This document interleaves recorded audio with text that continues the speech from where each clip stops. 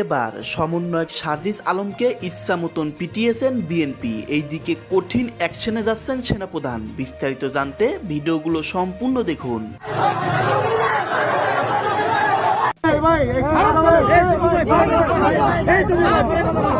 রাতে north south ইউনিভার্সিটির সামনে গেলে সার্জিসকে লক্ষ্য করে স্লোগান দেয় একদল ছাত্র। এরপরই উত্তপ্ত বাক্য বিনিময় ও হাতাহাতি।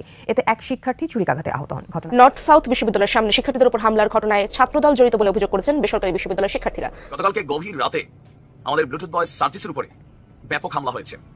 যেই ফুটেজগুলো আপনারা দেখছেন এর মধ্যে এটা একটা গাড়ির মধ্যে যে ছেলেটা দাঁড়াইছিল এটা সার্জিস, যেভাবে ধাক্কা টাক্কা দিছে। আমরা সেখানে বসুন্ধরা আবাসিক এলাকায় ঘাটপাড়ে আমরা বসেছিলাম, সেখানে উপস্থিত হয়েছিল সার্জিস আলম। সে আমাদের কথা শুনেছে। সার্জিস আলম গণধোলাইয়ের শিকার হয়েছেন। এই সার্জিস আলম ওই ঘটনা থেকে ফিরে এসে ফেসবুকে স্ট্যাটাস দিয়েছেন যে এটি ছাত্র দল ঘটিয়েছে। মধ্যরাত্রে সমন্বয়ক সার্জিস আলমকে গণধোলাই, কে বা কারা গণধোলাই করলেন এই সমন্বয়ক সার্জিস আলমকে তা কিন্তু আজকের ভিডিওতে প্রমাণ সহকারে দেখানো হবে। অনেকেই বলতেছে সমন্বয়ক সার্জিস আলমকে গণধোলাই দেওয়াতে রেগে গেছেন সেনাপ্রধান ওয়াকারুজ্জামান, আবার অনেকেই বলতেছে সেনাপ্রধান ওয়াকারুজ্জামানের আদেশে সার্জিস আলমকে গণধোলাই দেওয়া হয়েছে। তো বন্ধুরা, এই সমন্বয়ক সার্জিস আলমকে কার আদেশে এবং কে গণধোলাই দিয়েছে এই বিষয় নিয়ে পর্যালোচনা করে আমরা বেশ কয়েকটি খুবই গুরুত্বপূর্ণ তথ্য এবং ভিডিও ফুটেজ পাই, যা আজকের ভিডিওতে সেগুলোই এক এক করে ধারাবাহিক তুলে ধরবো।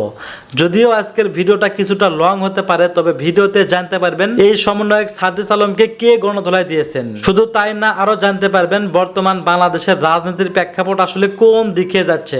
যাই হোক বন্ধুরা, চলুন ভিডিওতে আজকে আর বেশি কথা বাড়িয়ে আপনাদের মূল্যবান সময়টি আমি নষ্ট করতে চাই না। সরাসরি আজকে আমরা চলে যাব মূল ভিডিওতে, আর সেখানে আজকে আমরা দেখব এই সমন্বয়ক সার্জিস আলমকে মূলত কে গণধোলাই দিয়েছে।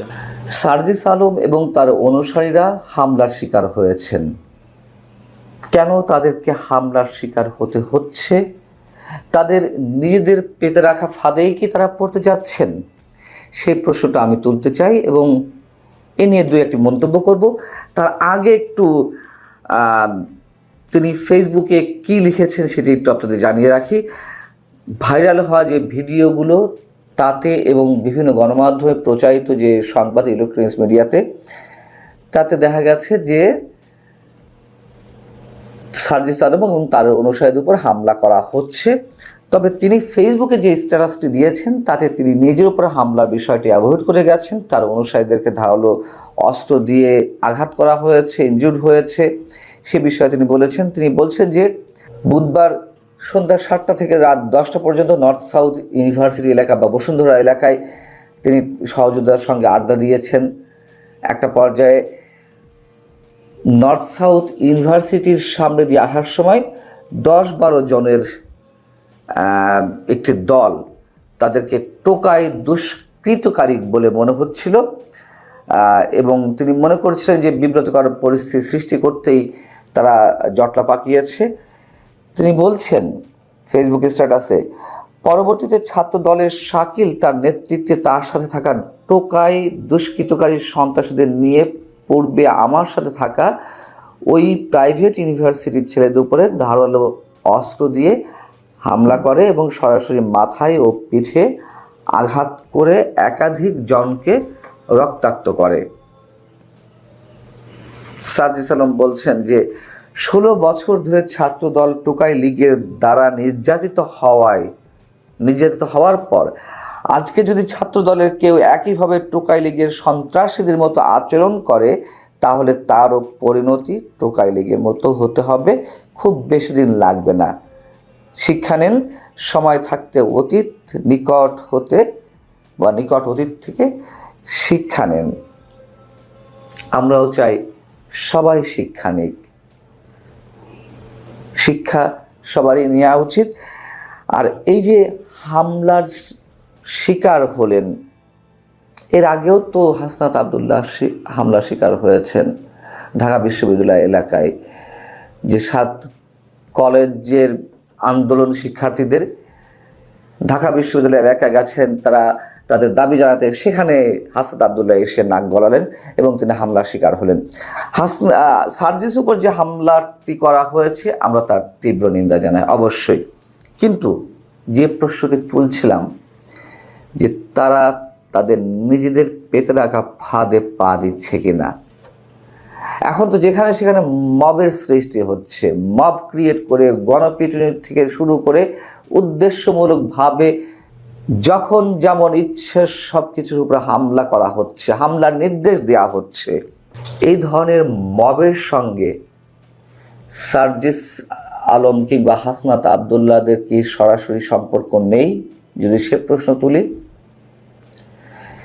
এবং বুধবার রাতে নর্থ সাউথ ইউনিভার্সিটির সামনে যে ঘটনাটি ঘটল, আমরা বলবো, যদি বলি যে এটি এই পরিস্থিতির জন্য সার্জিস হাসনাতরাই দায়ী কিনা।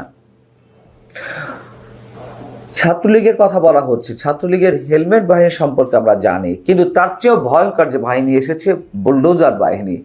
সেই বুলডোজার বাহিনী যখন সারা দেশের বিভিন্ন ঐতিহাসিক স্থাপনা, বঙ্গবন্ধুর বাড়ি থেকে শুরু করে অনেক কিছু পুড়িয়ে দেয়, সেগুলোর সঙ্গে সার্জিস হাসনাত আবদুল্লাহ কিংবা এখনও যে উপদেষ্টা পরিষদে রয়েছেন যিনি আসিফ মাহমুদ, তাদের কি সরাসরি সম্পৃক্ততা নেই? 32 নম্বরের বুলডোজার দিয়ে সব কিছু গুড়িয়ে দেওয়ার দিনে হাসনাত আবদুল্লাহ বলেননি তার ফেসবুকে স্ট্যাটাসে ফ্যাসিবাদের তীর্থভূমি আজ গুড়িয়ে দেওয়া হবে? আসিফ মাহমুদ তার ফেসবুক স্ট্যাটাসে বলেননি যে উৎসব হোক? কোন বিষয়কে ইঙ্গিত করে তিনি এই কথা, এই মন্তব্য করেছেন তা তো আমরা সবাই জানি। জাতীয় পার্টি কার্যালয়ে জ্বালিয়ে দেওয়া হলো, ভাঙচুর করা হলো। সেদিন সন্ধ্যায় এই ঘটনা আগে হাসনাত আবদুল্লাহ, সার্জিস আলমরা ফেসবুকে স্ট্যাটাস দিয়ে কি বলেছে আমরা জানি না। তারা মবের ক্রিয়েট করেছে এবং যেসব জায়গায় মব ক্রিয়েট করা হচ্ছে তার বিরুদ্ধে কোনো ব্যবস্থা আছে? দেশের আইনের শাসন কি আছে? 16 বছরে আওয়ামী লীগ যা না করেনি তার চেয়ে বেশি চলছে যে অনেকে বলছেন। কেন বলছেন? শুধু অভিযোগের সুরেই তারা অভিযোগ তুলছে? যারা অভিযোগগুলো তুলছেন তারা সবাই কি আওয়ামী লীগের সমর্থক? এবং এর মধ্য দিয়ে কারা সাফারিংসের শিকার হচ্ছেন, কারা এক ধরনের আতঙ্কের মধ্যে পড়ে গেছে, নতুন এক আতঙ্কের নাম মব। সেই মবের বিরুদ্ধে কোনো ধরনের কোনো ব্যবস্থা নেওয়া হয়েছে? বরঞ্চ আমরা সব কিছুকে আড়াল করতে দেখছি।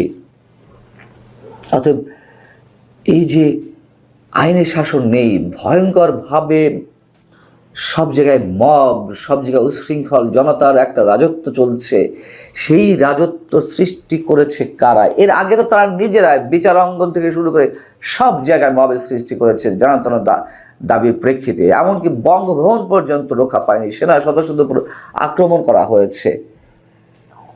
সেনা সদস্যদের উপর হয়তো নিশ্চয় অন্য জায়গায়ও তারা আক্রমণের শিকার হয়েছে। যাই হোক, এখন বিষয় হচ্ছে যে আরেকটি বিষয় বলতে চাই। এই যে সার্জিস আলম তিনি যে বললেন যে 16 বছর ধরে ছাত্রদল টুকাই লীগের দ্বারা নির্যাতিত হওয়ার পর আজকে যদি তারা একই ধরনের আচরণ করে, বিষয় হচ্ছে টুকাই লীগ কেন বলতে হবে? এর আগে আমরা দেখেছি যে এই সার্জিস আলম হাসনাত আবদুল্লাহকে উদ্দেশ্য করে জাহাঙ্গীর কবির নামক আওয়ামী লীগের প্রেসিডিয়াম মেম্বার তিনি বলেছিলেন যে 5 আগস্ট যে আন্দোলন বা তার আগে যে কোটা বিরোধী আন্দোলন, এগুলো ছিল কিশোর গ্যাং সদস্যদের দ্বারা সংগঠিত একটা কথিত আন্দোলন, অথবা তারা অস্থিরতা সৃষ্টি করতে চেয়েছিল। তাদেরকে টোকাই বলেও উল্লেখ করা হয়েছে, অনেকে এখনও করছেন। আবার দেখা যাচ্ছে যে এই সার্জিস আলমরা বা হাসনাত আবদুল্লাহ আবার ছাত্রলীগকে টুকাই লীগ হিসেবে উল্লেখ করছে। সবচেয়ে বড় কথা হচ্ছে এই যে টুকাই লীগ বা টুকাই কিশোর গ্যাং ইত্যাদি ইত্যাদি বলে সমাজে একটি বিশেষ শ্রেণীকে যে অপদস্থ করা হচ্ছে, তাদেরকে যেভাবে তুচ্ছ তাচ্ছিল্য করা হচ্ছে। টোকাই তো সমাজের অবহেলিত, নিষ্পেষিত, যাদেরকে আমরা বুঝি, রাজপথে যাদের জীবন গড়ে উঠছে, সেই তাদেরকেই তো আমরা টোকাই মনে করি।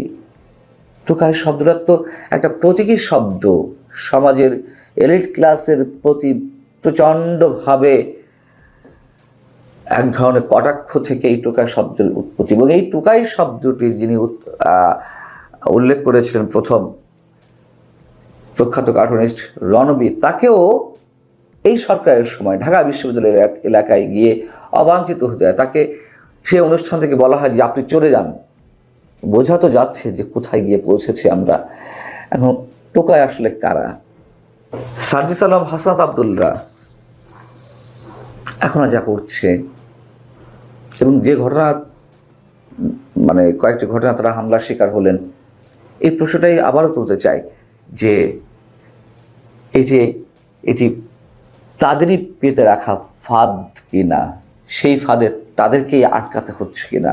আমরা যদিও চাই না এরকম আর কিছু ঘটুক, কিন্তু ঘটছে তো, এবং আশঙ্কা পরবর্তীতে আরো ভয়ঙ্কর আমাডোল শুরু হয়ে গেছে।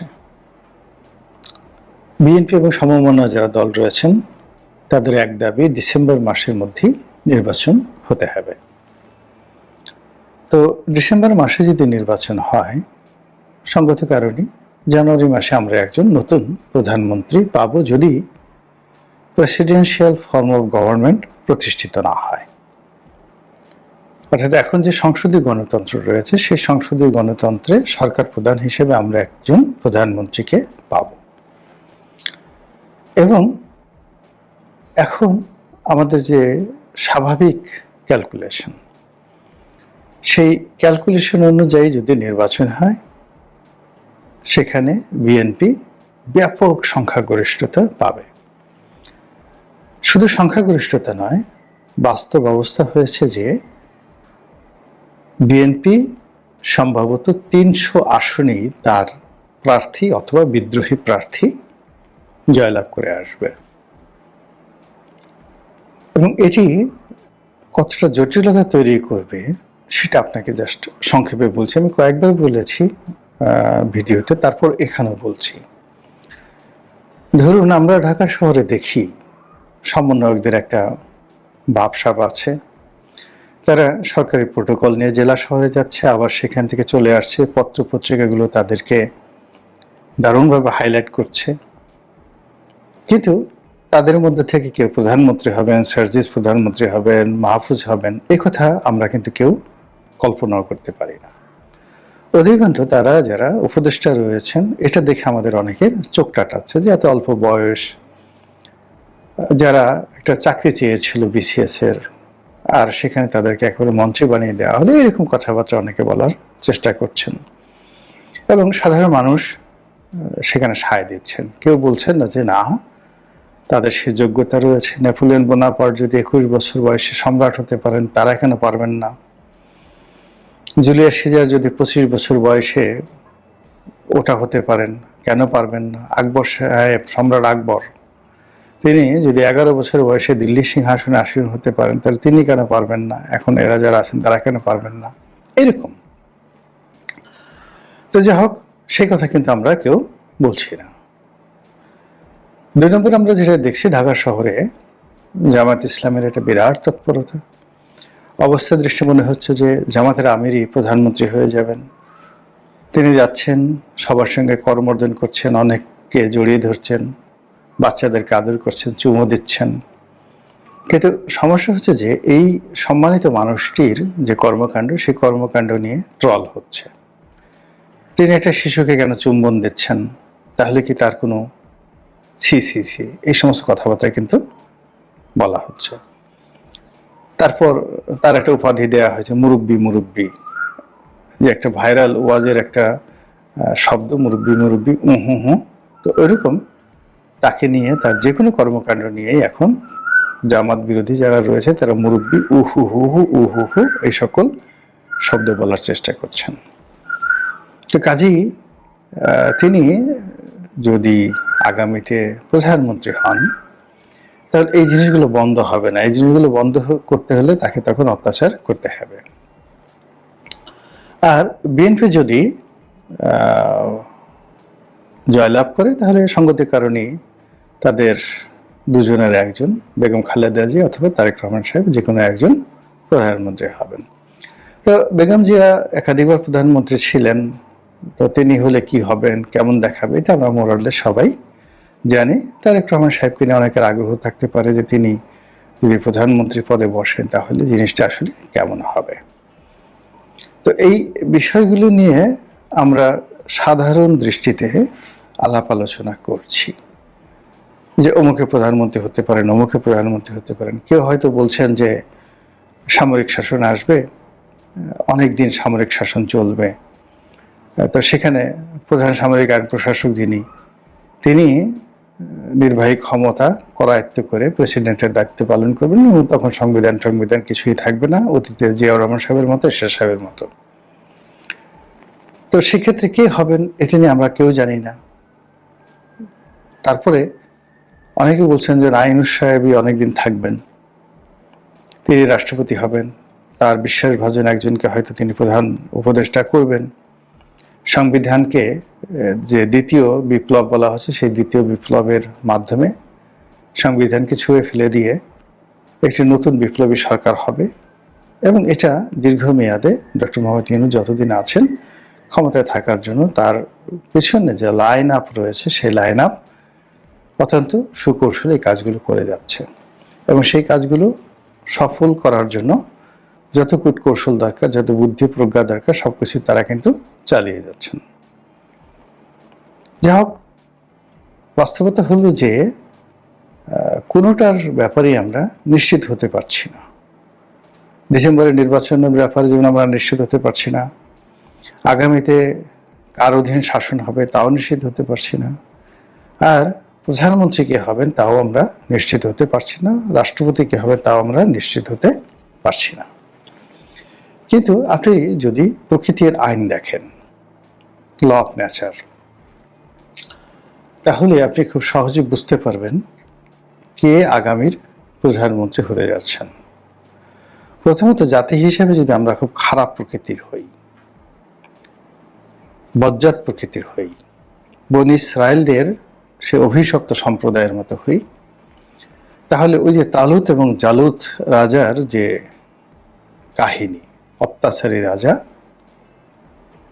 যে তালুত, জালুত ছিল, অত্যাচারী রাজা জালুত বা তালুত, আমি এই মুহূর্তে মনে করতে পারছি না। তো সেই তাদের কুকর্মের কারণে আল্লাহ রাব্বুল আলামিন এরকম একজন ডাকাতকে বনী ইসরায়েল জাতির নেতা বানিয়ে দিয়েছিলেন।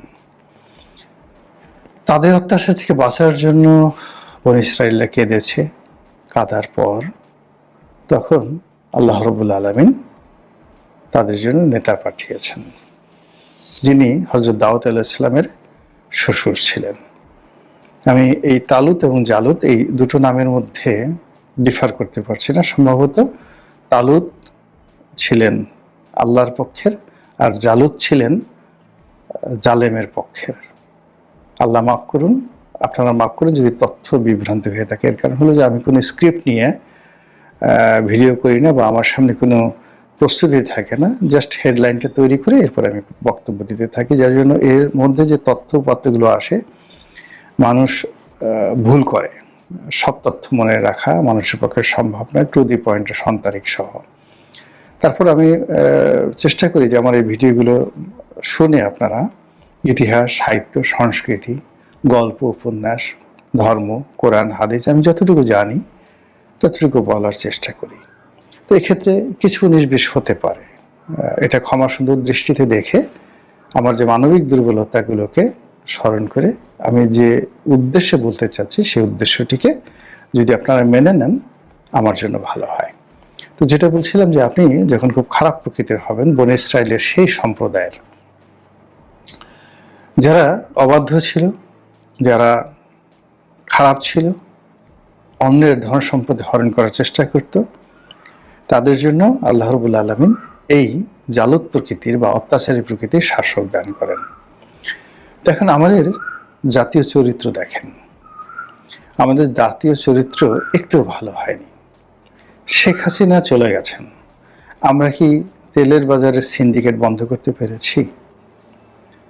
এই যে ভোক্তা অধিকার আইন থেকে শুরু করে যে সকল আইন প্রয়োগকারী সংস্থা রয়েছে, বাজারে পর্যাপ্ত তেল আছে, কিন্তু তারা আমার দোকানে তেল নাই এটা কৃত্রিম সংকট তৈরি করে এই মাসে ব্যবসা করার জন্য এক একটা তেলের বোতলে মানে কত লাভ হবে, পার লিটারে 20 টাকা করে তারা লাভ করার চেষ্টা করছে। ডেইলি সে ধরুন 100 লিটার তেলই নয় সে লাভ করলো, বিক্রি করলো। 100 লিটার তেল যদি সে বিক্রি করে 20 টাকা করে যদি অতিরিক্ত নেয়, কত টাকা আসে? 2000 টাকা। এই রোজার একটি মাসে তার কত আসবে? মানে যদি 2000 টাকা আপনি 30 দিয়ে গুণ দেন, কয় টাকা আসবে? খুব অল্প টাকা একজন মানুষের জন্য। কিন্তু এই কাজটি হচ্ছে, সারা বাংলাদেশে হচ্ছে। প্রায় সবগুলো আইটেমেরই যাকে বলা হয় এখানে কৃত্রিম সংকট তৈরি করা হচ্ছে। এরপর অনলাইন থেকে শুরু করে বিভিন্ন জায়গাতে বিভিন্ন প্রোডাক্ট বিক্রি করার জন্য সবাই কোরআনকে ব্যবহার করছেন, হাদিসকে ব্যবহার করছেন, দাড়িকে ব্যবহার করছেন, টুপিকে ব্যবহার করছেন। মানুষকে মানে হাল তেরা চাল হ্যায়, মুখসুতরা মেলায় গুড় বিক্রি করতে হবে, সেখানে কেন কোরআনের কথা বলতে হবে? মৌমাছির মধু বিক্রি করতে হবে, সেখানে কেন কোরআনের কথা বলতে হবে? যে শস্য ফুলের মধু বিক্রি হয় সাধারণত 250 টাকা করে কেজি, মাঠে 250 টাকা করে কেজি, এবং নর্মালি এগুলো 350, 300 এই রেটে বিক্রি হয়। কিন্তু আপনি সেই শস্য ফুলের মধু, তারপরে কালো জিরার মধু, ধনিয়া ফুলের মধু, বিভিন্ন রকম নাম ঠাম দিয়ে যেগুলো কৃত্রিম মৌমাছির মাধ্যমে চাষাবাদ করা হয়, অন অ্যাভারেজে 400 টাকার বেশি কোনো অবস্থাতে কোনো মধু নেই। সেগুলো আপনি এই নিজের সুরতকে ব্যবহার করে 500, 700, 1000, 1200, কোনোটা সুন্দরবনের খাঁটি মধু, এইগুলো বলে সব জায়গাতেই একটা সুরত ব্যবহার করা হচ্ছে।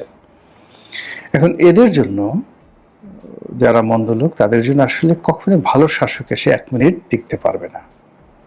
এখানে যে সমাজ সুদের উপর চলে, সেখানে সুদখোরকেই আল্লাহ নেতা বানাবেন। যে সমাজ জেনার উপর চলে, সেখানে জেনাকারকে আল্লাহ নেতা বানাবেন। যে সমাজ মিথ্যার উপর চলে, সেখানে আল্লাহ মিথ্যাবাদীকে নেতা মনে করবেন। তো আমাদের এই সমাজের যে চরিত্র অনুযায়ী আগামীতে যিনি প্রধানমন্ত্রী হবেন, আমাদের বেশিরভাগ মানুষের চরিত্র অনুযায়ী আল্লাহ দিবেন। সভ্য হলে আমাদের সভ্য দিবেন, আর অসভ্য হলে আমাদের জন্য সবচেয়ে বড় একটা অসভ্য পাঠাবেন। একেবারে শরীরের বিভিন্ন অঙ্গে মানে তার কাটা বা পেরেক ঢুকিয়ে যেভাবে নির্মম অত্যাচার করা হয়, ওইভাবে শাসক আমাদেরকে অত্যাচার করবেন আমাদের এই অভ্যাসের কারণে। আর আমরা যদি তওবা করি, আমরা যদি নিজেদের নিজ নিজ অবস্থানে আল্লাহর কাছে প্রার্থনা করি যে, হে আল্লাহ, আমরা অন্যায় করেছি, ভুল করেছি, তোমার হক আদায় করার চেষ্টা করিনি, তোমার সঙ্গে নাফরমানি করেছি, তুমি আশরাফুল মাখলুকাত হিসেবে আমাকে যে মর্যাদা দিয়েছো, আমি গরুর মতো ব্যবহার করে তোমার সেই আশরাফুল মাখলুকাতের যে শাখসিয়াত, এটাকে অপমান করেছি। হে আল্লাহ রাব্বুল আলামিন, তুমি আমাকে বন্ধু বানাতে চেয়েছো, তুমি আমাকে নামাজ শিখিয়েছো, কোরআন দিয়েছো, ধর্ম দিয়েছো, বন্ধু দিয়েছো, আত্মীয় স্বজন দিয়েছো। এ সকল বাদ দিয়ে আমি রাস্তার কুকুর হওয়ার জন্য চেষ্টা করেছি। তুমি আমাকে মেধা দিয়েছো, যোগ্যতা দিয়েছো, কিন্তু আমি বিড়াল হওয়ার জন্য অনবরত চেষ্টা করেছি। তুমি আমাকে শক্তি দিয়েছো, সামর্থ্য দিয়েছো, পরিশ্রম করার হিকমত দিয়েছো, সামর্থ্য দিয়েছো, জ্ঞান দিয়েছো, বুদ্ধি দিয়েছো, কিন্তু আমি ওইগুলো বাদ দিয়ে মানুষের পশ্চাৎ দেশ এবং জুতার তলদেশ এটি লেহন করার জন্য আমি ঘুরে বেরিয়েছি। হে আল্লাহ, তুমি আমাকে বেইজ্জতি করো না, আমার পাপের জন্য আমার এই জাতিকে তুমি ডুবিও না, আমার পাপের জন্য আমার পরিবারকে তুমি লাঞ্ছিত অপমানিত করো না। আল্লাহ, তুমি আমাদেরকে ওয়াজআলনা লিল মুত্তাকিনা ইমামা, মানে যদি আপনি নেতা হতে চান তাহলে আপনি বলবেন যে আমাকে মুত্তাকিদের নেতা বানিয়ে দাও, পরহেজগারদের নেতা বানিয়ে দাও। আর আপনি যদি পরহেজগার হন তাহলে আপনি বলবেন যে আপনি পরহেজগারদের মধ্য থেকে আপনি আমাদের নেতা নির্বাচন করে দিন। এইভাবে বিনয়ের সঙ্গে যদি আমরা তওবা করি পুরো জাতি, তো আল্লাহ রাব্বুল আলামিন এই 18 কোটি মানুষের একটা বিরাট অংশ যে ধর্মাবলম্বী, তাদের মধ্যে থেকে শ্রেষ্ঠতম একজন মানুষ, যার নেতৃত্বে আমরা কাজ করব, যার নেতৃত্বে আমরা পরিচালিত হব, ওইরকম একজন নেতা তিনি আমাদেরকে দিবেন। হযরত উমর রাদিয়াল্লাহু তাআলা আনহুর মতো, অথবা হযরত উমর ইবনুল আব্দুল আজিজ তার মতো বা শাহ আওরঙ্গজেবের মতো এই সমাজে আছে, আল্লাহ চাইলে দিতে পারেন। অথবা আমরা যদি মন্দ কাজ করি তাহলে কিসের শেখ হাসিনা, কিসের যাকে বলা হয় এরশাদ, কিংবা আরো মন্দ অতীত আয়ুব খান বলেন, টিক্কা খান বলেন, ইয়াহিয়া খান বলেন, এমন ইয়াহিয়া খান আগামী দিনে দেবে যে ইয়াহিয়া খানের নাম শুনলে শিশুরা পর্যন্ত ঘুমিয়ে পড়বে ভয়ে আগামী দিনে, যদি আপনারা আপনাদের আমল ঠিক না করেন। এই গেল একটা। দ্বিতীয় বিষয় হলো, আপনি যদি বর্তমান চলমান যে সময়, সেই সময়ে আপনার পরিচিত যাকে আপনি প্রধানমন্ত্রী হিসেবে দেখতে চান, মনে মনে কল্পনা করেন এই লোক প্রধানমন্ত্রী হবে, প্রথমে তো আপনি তার ভিতরে কতগুলো লক্ষণ দেখতে পাবেন। সেটা সে খারাপ হলেও ওই লক্ষণগুলো তার মধ্যে রয়েছে, আর মন্দ হলেও ওই লক্ষণগুলো তার মধ্যে রয়েছে। সেই কতগুলো জেনারেল সিমটম তার মধ্যে দেখতে পাবেন। প্রথমত, তিনি সাহসী হবেন অন্য যে কোনো মানুষের তুলনায়। অন অ্যাভারেজ মানুষের যে সাহস, তার চেয়ে বেশি সাহসী হবেন। মন্দ প্রধানমন্ত্রী বলেন না ভালো প্রধানমন্ত্রী বলেন, তিনি স্বাভাবিকের চেয়ে বেশি সাহসী হবেন। আপনার ভীরুতা তাকে স্পর্শ করবে না। তিনি দূরে থাকবেন না, তিনি আপনার কাছে আসবেন। তিনি আপনার পেছনে থাকবেন না, তিনি আপনার সামনে থাকবেন, নেতৃত্ব দিবেন। মন্দ হলেও দিবেন, ভালো হলেও দিবেন। আর এই বিষয়গুলো যদি আপনার না থাকে, আপনি তার জন্য কোরআন শরীফ খতম করতে করতে মানে আপনার হৃদয় বিগলিত করতে পারেন, আপনার গলা দিয়ে রক্ত বের করে দিতে পারেন, কিন্তু কোনো ভীরু কাপুরুষকে আপনি কোনো অবস্থাতেই প্রধানমন্ত্রী হিসেবে দেখতে পাবেন না। সাহসী হতে হবে এবং সম্মুখ সারির যোদ্ধা হতে হবে। ডাকাতি করলেও সাহসী হতে হবে, আর ভালো কাজ করলেও সাহসী হতে হবে। এই গেল এক। 2 নম্বর হলো যে ওই মানুষটি যে প্রধানমন্ত্রী হবেন, তিনি যখন আরো 10 জন লোকের সাথে বসবেন, আপনি তাকে আলাদা করতে পারবেন। আপনি দেখবেন যে সেই লোক সব মানুষের দৃষ্টি আকর্ষণ করে ফেলেছেন, সবার চোখ অটোমেটিক তার দিকেই গিয়েছে, এবং প্রকৃতি তার চেহারা সুরতের মধ্যে একটা উজ্জ্বলতা ফুটিয়ে তুলেছে। তাকে আপনার দেখতে ইচ্ছা করবে, তাকে দেখলে আপনার রাগ হবে না, ক্রোধ হবে না, শ্রদ্ধা চলে আসবে, সম্ভ্রম চলে আসবে। আর সে যদি মন্দ হয়, তাকে দেখলে ভয়ে আপনার শরীর থরথর করে কেঁপে উঠবে। কিন্তু কাউকে যদি আপনার দুলাভাই ভাই বলে মনে হয়, শ্যালক বলে মনে হয়, কাউকে যদি মনে হয় যে আমি তাকে বানাতে পারবো, আমি তাকে ব্যবহার করতে পারবো, সে আমার ভগ্নিপতি, ইত্যাদি ইত্যাদি অনেক কিছু, আপনজন, এরকম ব্যক্তিত্বহীন মানুষ কোনো অবস্থাতেই আগামীর নেতা হবেন না। বর্তমানে বলে দেবে আপনি দুটো ভাবে, অর্থাৎ আপনি পরিচিত জনের মধ্যে যদি তিনি কাউকে প্রধানমন্ত্রী হিসেবে বা গ্র্যান্ড লিডার হিসেবে কল্পনা করেন, তার মধ্যে কমন যোগ্যতাগুলো থাকতে হবে। আর যদি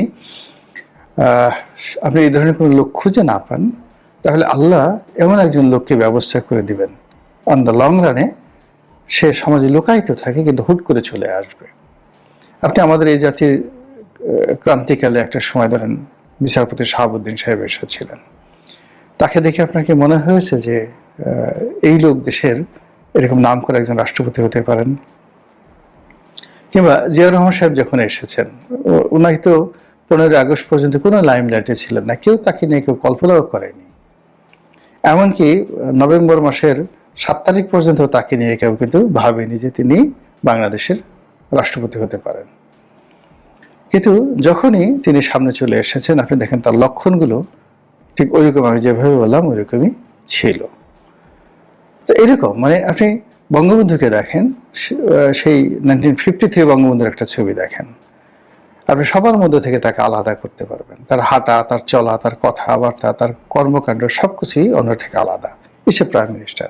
আপনি শেখ হাসিনাকে দেখেন, ইভেন খালেদা জিকে দেখেন। খালেদা জিয়া যখন মেজরের স্ত্রী ছিলেন, কর্নেলের স্ত্রী ছিলেন, তখন আপনি তার ড্রেস কোড দেখেন, তার চাল চলন দেখেন, কথাবার্তা দেখেন, আপনি তাকে প্রধানমন্ত্রীর মতোই মনে হয়েছে। কিন্তু রাস্তার পাশে সারা জীবন ধরেন আপনি ফেন্সিডিল খেয়েছেন, বা আপনার বন্ধু বান্ধব যত যা কিছু আছে সব ফেন্সিডিল খোর, আপনি হুট করে একটি দেশের প্রধানমন্ত্রী হয়ে যাবেন, এটি মরে গেলেও হবে না। কিংবা আপনার সারা জীবন একটু ছিনতাই করার অভ্যাস ছিল বা করতে চাইতেন, বা যারা ছিনতাই করতো, ডাকাতি করতো, যাদের অস্ত্রবাদ ছিল তাদের সঙ্গে আপনার খুব কাতির ছিল। টোকাই মুকাইয়ের সাথে টোকাই সাগর আপনার বন্ধু, বা মুরগি মিলন আপনার বন্ধু, এইরকম জিনিস আপনার মনে করেন অলি আল্লাহ গাউস কুতুবদের বাদ দিয়ে এরকম রাস্তার মানুষ যখন আপনার বন্ধু হবে, দুনিয়া উল্টে গেলেও আপনি কোনোদিন প্রধানমন্ত্রী হতে পারবেন না। সবচেয়ে বড় ব্যাপার হলো যে আপনি মন্দ হন ভালো হন, আপনাকে দেখলে যদি মানুষের ঘৃণা হয়, আপনাকে দেখলে যদি মানুষের রাগ হয়, ক্রোধ হয়, আপনি আর যা হোক না কেন প্রধানমন্ত্রী হতে পারবেন না। প্রধানমন্ত্রী হওয়ার জন্য মানুষের ভালোবাসা লাগবে, দেখলেই হৃদয় বিগলিত হবে, অন্তর থেকে শ্রদ্ধা চলে আসবে, ভালো। আর মন্দ প্রধানমন্ত্রী হলে দেখলেই গা শিরশির করে উঠবে, ভয়ে আতঙ্কে বুক ধড়ফড় করে উঠবে, চোখের দিকে তাকিয়ে কথা বলা যাবে না, মনে হয় যে না এখন ওখান থেকে এসে আমার গলা টিপে মেরে ফেলবে, এ জল্লাদ এরকম।